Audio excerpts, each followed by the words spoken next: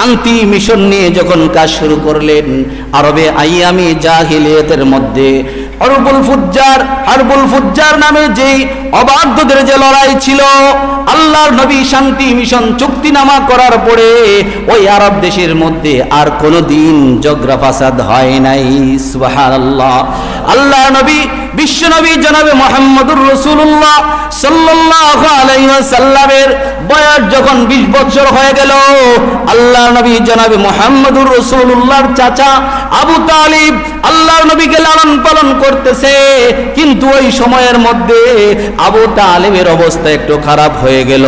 আল্লাহর নবী জনাবে মুহাম্মদুর রাসূলুল্লাহ সাল্লাল্লাহু আলাইহি ওয়াসাল্লাম ব্যবসা করার জন্য এই জন্য ব্যবসার নিয়ত করলেন, আমার চাচার অবস্থা ভালো নয়, আমাকে ব্যবসা করতে হবে।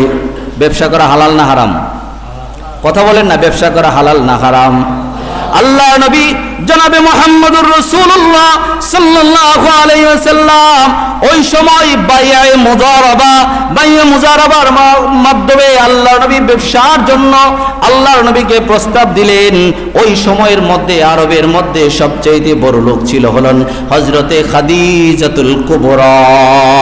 খাদিজাতুল কুবরা বলে, মুহাম্মদ তোমাকে ব্যবসার জন্য মাল সামান আমি দেব, টাকা পয়সা যা লাগে সব আমি দেব, তুমি যদি ব্যবসার মধ্যে লাভবান হতে পারো, ওই ব্যবসার মাধ্যমে